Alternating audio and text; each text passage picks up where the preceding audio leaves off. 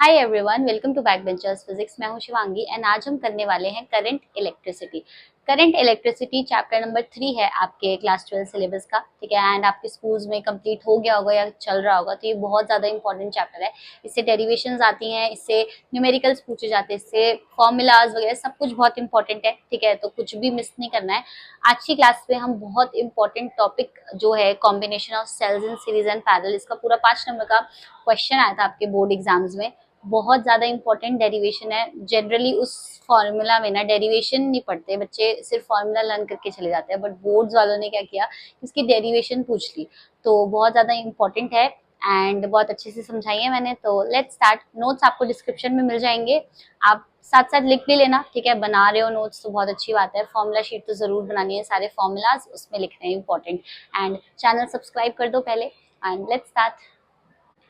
एक बार अपने सिलेबस से गो थ्रू कर लेना, ठीक है। ये सारी चीज मैं आपको करा चुकी हूँ। फर्स्ट पार्ट में इलेक्ट्रिक करंट करा, फ्लो ऑफ इलेक्ट्रिक चार्जेस करा, ड्रिफ्ट वेलोसिटी, मोबिलिटी, रिलेटिव जो इसकी डेरिवेशन थी मोबिलिटी की और ड्रिफ्ट वेलोसिटी की, रिलैक्सेशन टाइम की, सब मैं आपको करा चुकी हूँ, ठीक है। ओम्स लॉ पढ़ लिया, वीआई कैरेक्टरिस्टिक पढ़ लिए। आज की क्लास में हम इलेक्ट्रिकल एनर्जी पावर, ये जो टॉपिक रह गया था ये कवर करेंगे, ठीक है। उसके बाद हम टेम्परेचर डिपेंडेंस मैंने आपको लास्ट क्लास में करा दिया है, इंटरनल रेजिस्टेंस करा दिया है, potential difference and EMF of cell ये पूरा कंप्लीट करा दिया, इसकी डेरिवेशन भी कराई है, ठीक है। आज वो पढ़ेंगे। और combination of cells in series and parallel. Combination of cells in series and parallel में ना एक बहुत इंपॉर्टेंट क्वेश्चन आया था आपका लास्ट टाइम में कि डिराइव करके दिखाओ कि जो सेल्स को सीरीज में कंबाइन करते हैं और पैरेलल में कंबाइन करते हैं तो इक्विवेलेंट रेजिस्टेंस और इक्विवेलेंट ईएमएफ क्या आती है। तो जनरली क्या होता है कि बच्चे सिर्फ उसका फॉर्मूला दिख जाते हैं, ठीक है। बट ये जो है ये बहुत ज्यादा इंपॉर्टेंट डेरिवेशन आ गई थी, तो ये इंपॉर्टेंट टॉपिक्स में से है। तो आज हम ये डेरिवेशन करने वाले हैं। नेक्स्ट वीडियो में Kirchhoff's law and Wheatstone bridge करेंगे। ऑलराइट, तो let's start. Alright, so class का सबसे पहला टॉपिक है combination of cells in series and parallel. तो लास्ट क्लास में मैंने आपको पढ़ाया था कि रेजिस्टर्स को सीरीज पैरेलल में लगाते हैं तो क्या इफेक्टिव कॉम्बिनेशन का जो रिजल्ट आता है, क्या इफेक्टिव रेजिस्टेंस आता है, ठीक है। सेकंड चैप्टर में मैंने आपको ये पढ़ाया था कि जब हम कैपेसिटर्स को सीरीज पैरेलल में लगाते हैं तो क्या होता है। तो आज की क्लास में हम क्या पढ़ने वाले हैं कि जब हम सेल्स को सीरीज पैरेलल में कनेक्ट करते हैं, कंबाइन करते हैं, दो या दो से ज्यादा भी हो सकते हैं, कितने भी हो सकते हैं, तो क्या effective resistance, effective EMF, effective potential difference आता है। बट सबसे पहले आपको एक चीज पता होना चाहिए, मैंने लास्ट क्लास में ना एक डेरिवेशन कराई थी। मतलब जब आपको मैंने इंटरनल रेजिस्टेंस इंट्रोड्यूस किया था कि सेल जो होते हैं, आज तक हम सेल्स का इंटरनल रेजिस्टेंस नेग्लेक्ट करते आ रहे थे, ठीक है। बट अब थर्ड चैप्टर से हम क्या करने वाले हैं कि सेल्स का खुद का एक रेजिस्टेंस होता है, तो वो हम मतलब we will take it, consider it into the picture. कैसे करने वाले हैं, यहाँ पे अगर मेरे पास एक सेल है, ऑलराइट, और उसकी ईएमएफ क्या है, ई, तो एक इंटरनल रेजिस्टेंस जो ये सेल ऑफर करता है, मैं उसको आर से डिनोट करने वाली हूँ। आर मतलब इंटरनल रेजिस्टेंस। अगर स्मॉल आर आ रहा है मतलब वो इंटरनल रेजिस्टेंस है, ठीक है। इसको अगर मैं कनेक्ट कर दूं एक कैपिटल आर के साथ, ये एक्सटर्नल रेजिस्टेंस है। अगर कभी भी क्वेश्चन में या कहीं पे भी आपको कैपिटल आर और स्मॉल आर दिया हो तो कैपिटल आर वहां पे एक्सटर्नल रेजिस्टेंस होता है और स्मॉल आर वहां पे इंटरनल रेजिस्टेंस होता है। तो जो एक फॉर्मूला आया था terminal voltage V is equal to E minus I R, ये बहुत ही ज्यादा इंपॉर्टेंट फॉर्मूला है। अभी जो भी हम डेरिवेशन करेंगे ना ये उसके अंदर बहुत ही काम आने वाला है। तो इस फॉर्मूला को ध्यान रखना, V is equal to E minus I into small R, यहाँ पे स्मॉल आर है, ठीक है। तो ये डेरिवेशन मैंने पिछली वीडियो में कराई थी, तो नहीं देखी तो एक बार देख लेना जाके। अब कई बुक्स में कई जगह आपको क्या होगा, आपको ना ये डायरेक्ट बता देंगे कि सेल्स को सीरीज में लगाते हैं तो क्या वोल्टेज आती है, या पैरेलल में लगाते हैं तो क्या इक्विवेलेंट रेजिस्टेंस या वोल्टेज आती है। बट बोर्ड के एग्जाम में ये डेरिवेशन पूछी गई थी इस बार, तो ये बहुत ज्यादा इंपॉर्टेंट है डेरिवेशन करनी। मैं आपको स्टेप बाय स्टेप पूरी डेरिवेशन, बहुत इजी सी डेरिवेशन है, ठीक है, पूरी डेरिवेशन कराने वाली हूँ, तो ध्यान से सुनना। एक एक चीज बहुत ज्यादा इंपॉर्टेंट है। सो सेल्स को सबसे पहले सीरीज में कनेक्ट करते हैं, तो हम दो सेल्स लेते हैं जिनको हम क्या करते हैं सीरीज में कनेक्ट कर रहे हैं ऐसे करके। This is cell number 1 having internal resistance, this is cell number 2 having internal resistance, ठीक है। इसकी ईएमएफ अगर E1 है, इसकी ईएमएफ क्या है E2, इसका इंटरनल रेजिस्टेंस है R1, इसका इंटरनल रेजिस्टेंस क्या है R2। समझ आई बात। This is point A, this is point B and this is point C। अब हम क्या कहते हैं कि ए बी और सी जो तीन डिफरेंट पॉइंट्स हैं उनकी अलग पोटेंशियल होगी। तो मैं यहाँ पे स्टार्ट करी हूँ derivation. Let V A comma V B and V C be the potential at points A comma B and C. मतलब जो ए बी और सी पॉइंट्स है, तीनों पॉइंट्स, उस पे वी ए वी बी और वी सी पोटेंशियल है। ठीक है। अब अगर यहाँ से करंट फ्लो कर रहा है आई, तो ये तो सीरीज कॉम्बिनेशन है ना, सीरीज में तो करंट सेम रहता है, तो इस वाले रेजिस्टर से भी आई ही जाएगा और दूसरे वाले इंटरनल रेजिस्टर से भी आई ही जाएगा करंट। तो यहाँ पे अगर मुझे वी ए बी लिखना होगा रिलेटिव पोटेंशियल, तो क्या लिखेंगे यहाँ पे V A minus V B. ठीक है। और जो मैंने आपको अभी फॉर्मूला बताया V is equal to E minus I R वाला, उसके अकॉर्डिंग यहाँ पे क्या हो जाएगा, इज इक्वल टू ई। देखो इस वाले पॉइंट का यहाँ तक कंसिडर करो ए और बी के बीच में। ठीक है। तो इसके बीच में ईएमएफ तो E1 आ रही है, तो आई यहाँ से जा रहा है। ठीक है। तो आई की जगह आई आएगा, ई की जगह क्या आएगा E1, और आर की जगह क्या आएगा, सिर्फ इतने में कंसिडर करना है R1। तो यहाँ से ये फॉर्मूला क्या बन गया, E1 minus I are one, ये टर्मिनल वोल्टेज हो गई। ठीक है। सिमिलरली अगर मुझको वी बी और सी का लिखना होगा तो क्या होगा, वी बी, ठीक है, माइनस वी सी, यही होगी इनकी relative potential, is equal to. अब यहाँ पे आप इस पॉइंट को कंसिडर करो, देखो ये दोनों पॉइंट्स को कंसिडर करो, ये टर्मिनल पोटेंशियल लिखनी है मुझे यहाँ पे, तो E2 minus I R to, यही हो जाएगा। तो यहाँ पे क्या आएगा, E2 minus I R to. ठीक है। अब अगर मुझको लिखना है VAC के बीच में, VAC, तो अब देखना क्या करने वाली हूं मैं, VAC में क्या होगा, VA माइनस VC, जो अभी तक हम करते हुए आ रहे हैं। ठीक है। अब क्या करते हैं, VB प्लस कर देते हैं और VB माइनस कर देते हैं यहाँ से। सो VA, एक बार VB को माइनस करते हैं और एक बार VB को क्या करते हैं, प्लस करते हैं, तो अफेक्ट तो कोई पड़ेगा नहीं क्योंकि ये तो कैंसिल आउट होके पीछे वाली इक्वेशन ही बन जाएगी। ठीक है। अब क्या करने वाले हैं हम, सी, ये चीज और ये चीज, ये क्या बन गई, this will become V A B, और ये क्या बन जाएगी, प्लस वी बी सी। ठीक है। इनकी वैल्यू अभी यहाँ पे लिखी है, ये क्या है, E1 minus I are one, ठीक है, plus E2 minus I R two, ये लिखी है वैल्यूज, और ये क्या है, वी ए सी। समझ आ गई बात। अब अगर मान लो कि यहाँ पे एक इसको, इसका एक और पिक्चर बना सकते हैं हम, क्योंकि हमने तो इक्विवेलेंट ईएमएफ और इक्विवेलेंट रेजिस्टेंस निकाल लिया ना, तो इसकी एक और इक्विवेलेंट पिक्चर क्या बन सकती है कि ये ए पॉइंट है और ये सी पॉइंट है। ठीक है। अगर इनका कॉम्बिनेशन का कुछ रिजल्ट आ रहा है तो मतलब ये जो फाइनल ईएमएफ होगी वो ये होगी ई, और जो फाइनल रेजिस्टेंस होगी वो होगी आर। इनका पूरे कॉम्बिनेशन को हम ऐसे लिख सकते हैं। ठीक है। और इसमें से करंट कितना फ्लो कर रहा है, करंट फ्लो कर रहा है आई। समझ आई बात। तो यहाँ पे वेरी गुड, इसके अकॉर्डिंग VAC को मैं क्या लिख सकती हूँ, VAC इज इक्वल टू, या फिर also VAC is equal to E minus I R, है ना। अब दोनों को कंपेयर करो, this is equation number 1, this is equation number 2, या फिर इसको और सिंप्लीफाई अगर आपको करना है इक्वेशन नंबर 1 को, तो और सिंप्लीफाई कर दो, ई वाली टर्म्स को एक साथ लिख लो, E1 प्लस E2, ठीक है, और माइनस आई, और आर वाली टर्म क्या हो जाएगी, R1 plus R2, this is equation number 1। ठीक है। अब इनको कंबाइन करके देखो, VAC ये भी है, ये भी VAC है। ठीक है। ये तो हमने बिगर पिक्चर से लिखा है जो कि इक्विवेलेंट आ रहा था पूरे कॉम्बिनेशन का, उससे ये वाला हमने फॉर्मूला लिखा है। तो कंपेयर करो, यहाँ जो E है वो किसके इक्वल हो जाएगा, E1 प्लस E2, एंड यहाँ जो R है वो किसके इक्वल हो जाएगा, R1 प्लस R2। तो यहाँ से जो E आएगा, यहाँ पहले लिख लो, ऑन कंपेयरिंग इक्वेशन 1 एंड 2,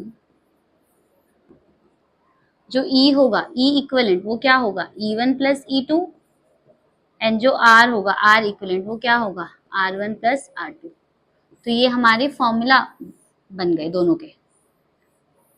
अगर आप यहाँ पे n सेल्स को लगाते हो सीरीज में, तो यहाँ पे E1 plus E2 plus E3 up to कहाँ तक जाएगा, En तक। और जो R है इंटरनल रेजिस्टेंस, उसका इक्विवेलेंट कहाँ तक जाएगा, R1 plus R2 plus up to Rn। समझ आई बात। तो ये होता है सीरीज के लिए पूरी की पूरी डेरिवेशन, बहुत इंपॉर्टेंट है, ये पूछी जाती है पेपर में, तो प्लीज इसको अच्छे से नोट कर लो, है ना। और पैरेलल का देखते हैं आपकी पैरेलल में क्या होगा। अब पैरेलल में जब हम सेल्स को कंबाइन करेंगे तो क्या आउटपुट आता है वो देखते हैं। तो सबसे पहले यहाँ पे भी हम दो सेल्स ही कंसिडर करेंगे पैरेलल में, ठीक है। ये इसका डायग्राम कुछ ऐसा होगा, ये फर्स्ट सेल है, ठीक है, एंड ये है सेकेंड सेल।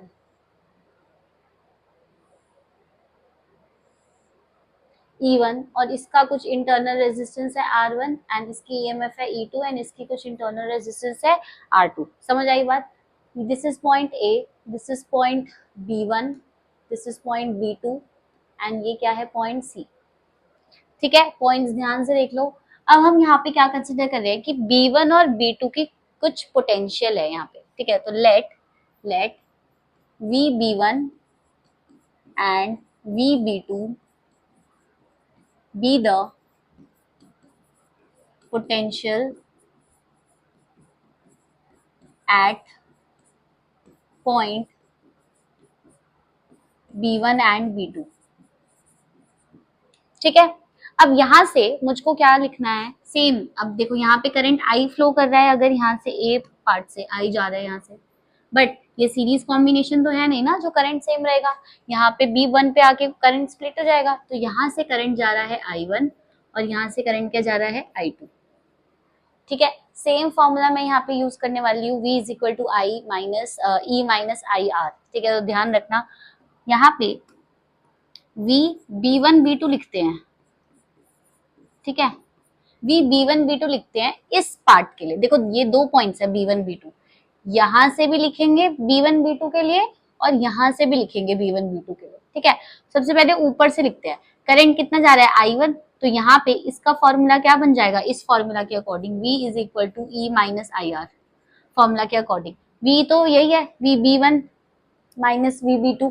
ठीक है, E की जगह क्या जाएगा, E1, और ऊपर वाले में से जा रहे हैं अभी हम इस वाले पोर्शन में से, और करंट कितना है I1 और रेजिस्टेंस कितना है R1।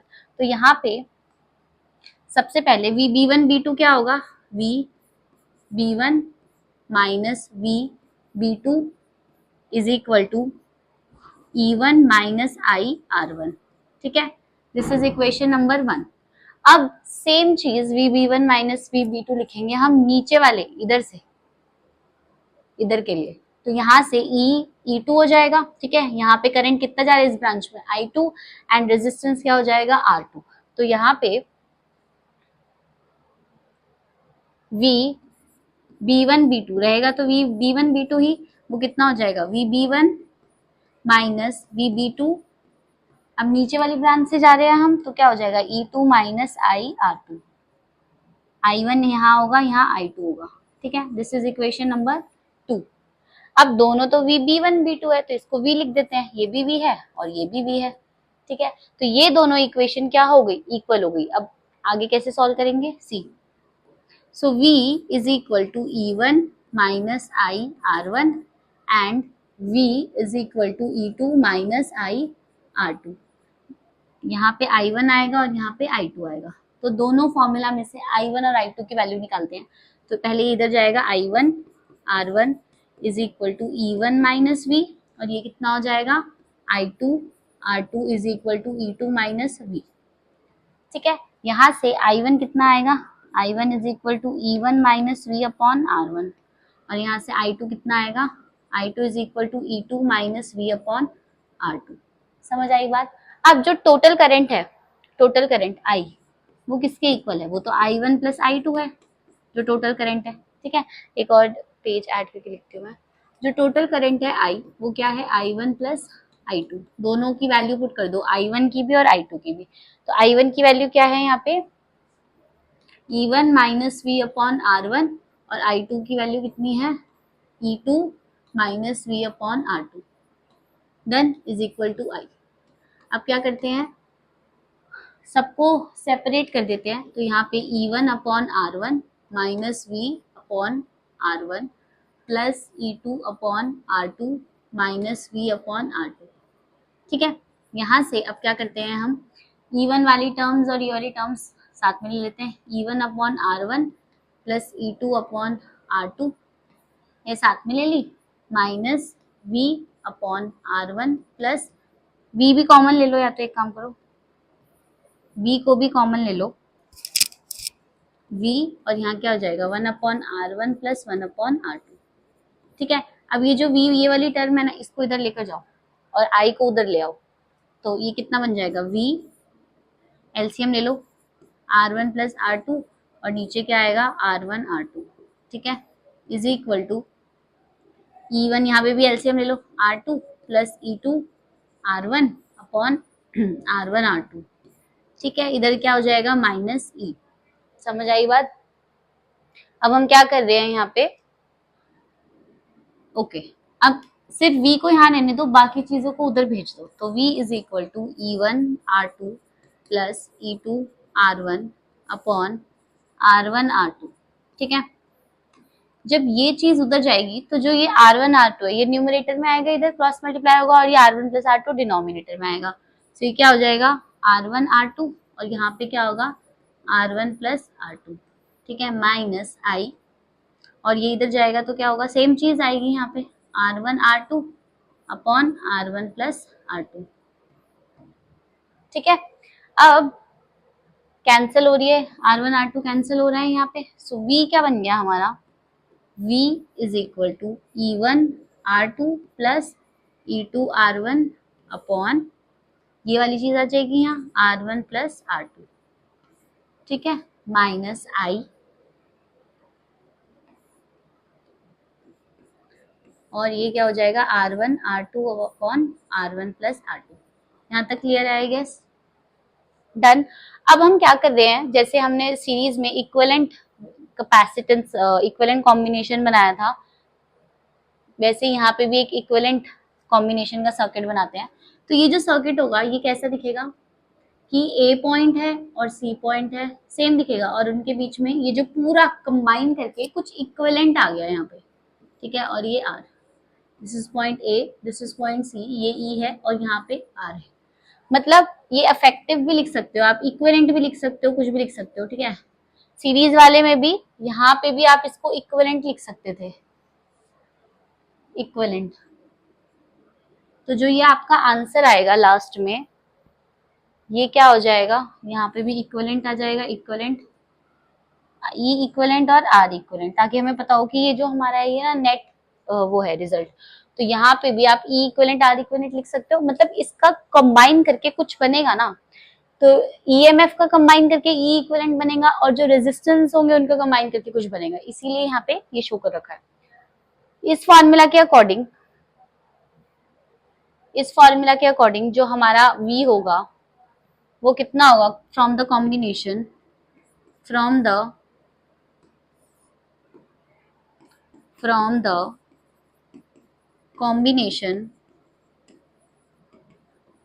जो हमारा V है वो कितना है, E equivalent minus I R equivalent. ठीक है, अब कंबाइन कर दो इन दोनों इक्वेशंस को, ये चीज E इक्विवेलेंट बन जाएगी, I यहाँ पे एज इट इज है, ये चीज क्या बन जाएगी R इक्विवेलेंट। तो हमारा जो ऑन कंबाइनिंग या कंपेयरिंग E इक्विवेलेंट कितना आएगा बेटा, E इक्विवेलेंट ये चीज E इक्विवेलेंट बन गई और ये चीज R इक्विवेलेंट बन गई। E equivalent will be E1 R2 plus E2 R1 upon R1 plus R2। ठीक है, and I equivalent R equivalent क्या बन जाएगा, R1 R2 upon R1 plus R2। ठीक है, ये फॉर्मूलाज बहुत इंपॉर्टेंट है, ये डेरिवेशन भी बहुत इंपॉर्टेंट है, तो पूरी की पूरी डेरिवेशन फॉर्मूला सब याद रखना है आपको, है ना। पूछी जाती है, इस बार बोर्ड में आई है तो बहुत हाई चांसेस है कि अगली बार भी इससे कुछ पार्ट पूछ लेगा, आपके प्री बोर्ड्स में, आपके मिड टर्म्स में तो जरूर आएगी, सो ध्यान रखना। नेक्स्ट टॉपिक है हमारा हीटिंग इफेक्ट ऑफ करंट। तो जब भी आपके पास कोई भी अप्लायंस है, ठीक है, जब भी बहुत देर तक वो चार्ज हो रहा है, अगर वो फोन है तो बहुत देर तक चार्ज हो रहा है तो थोड़ा गर्म हो जाता है, ठीक है, या कोई भी अप्लायंस होता है अगर हम बहुत टाइम तक उसमें से करंट फ्लो कराते हैं तो वो ऑब्वियस सी बात है कि वो हीट अप हो जाता है। तो इसी चीज को हम क्या कहते हैं, हीटिंग इफेक्ट ऑफ करंट कहते हैं। इसकी डेफिनेशन पढ़ते हैं। The phenomena of the production of heat in a resistor by the flow of an electric current through it is called the heating effect, या फिर उसको जूल इफेक्ट ऑफ हीटिंग है, joule heating भी कहते हैं। Phenomena of production of heat मतलब जब heat produce हो रही है, ठीक है, अरे क्या, जब हीट प्रोड्यूस हो रही है, ऑलराइट, किसमें, एक रेजिस्टर में। अब हम यहाँ पे सिर्फ रेजिस्टर की बात कर रहे हैं। तो अगर एक रेजिस्टर है, उसकी कुछ रेजिस्टेंस है आर, ठीक है, हम उसमें से करंट फ्लो करा रहे हैं बहुत टाइम तक, तो उसमें क्या होगा, हीट प्रोड्यूस होगी। एंड उसी को ही हम क्या कहते हैं, हीटिंग इफेक्ट ऑफ करंट कहते हैं। तो इसका जो फॉर्मूला होता है वो ये होता है, H is equal to I square R T. And इसकी जो यूनिट होती है, SI यूनिट, वो क्या होती है, जूल्स, ठीक है।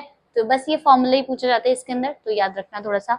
इसके बाद आता है हमारा इलेक्ट्रिक पावर। तो इलेक्ट्रिक पावर क्या होता है, the rate at which work is done by a source of EMF in maintaining an electric current through the circuit is called the electric power। कि कितना काम करा जा रहा है पर यूनिट टाइम, रेट, जहां पे भी रेट लिखा हुआ आ गया ना, इसका मतलब है जिस भी चीज का रेट निकालना है हमें, उस चीज को टाइम से डिवाइड कर दो। जैसे ग्रेडियंट अगर लिखा हुआ था ना, तो ग्रेडियंट का मतलब होता है जो भी चीज का ग्रेडियंट निकालना है उसको लेंथ से डिवाइड कर दो। सिमिलरली अगर किसी भी चीज का रेट कैलकुलेट करना है तो उसका मतलब क्या है कि उस चीज को टाइम से डिवाइड कर दो। तो पावर क्या है, रेट ऑफ वर्क, है ना, वर्क का रेट, मतलब power will be work upon time. जिस भी चीज का वर्क रेट निकालना है उसको टाइम से डिवाइड कर दो, तो ये फॉर्मूला हो जाएगा हमारे पास।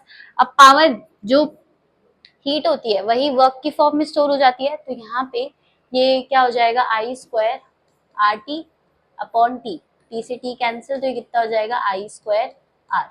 तो ये पावर के फॉर्मूला होता है। एक और फॉर्मूला निकाल सकते हैं हम यहाँ से पावर का, वी स्क्वायर अपॉन आर, ठीक है।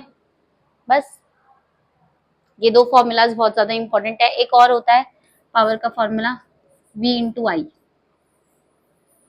ये दो तीन फॉर्मूलाज है, आपको याद रखने हैं। SI यूनिट क्या होती है पावर की,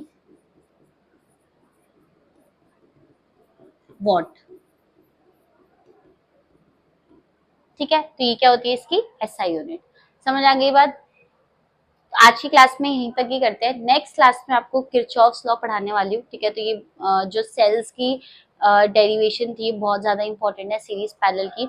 सो नेक्स्ट क्लास में हम किरचॉफ्स लॉ पढ़ेंगे एंड उसके बहुत इंपॉर्टेंट क्वेश्चंस करेंगे। सो वीडियो पसंद आए तो please like share and subscribe and all the best.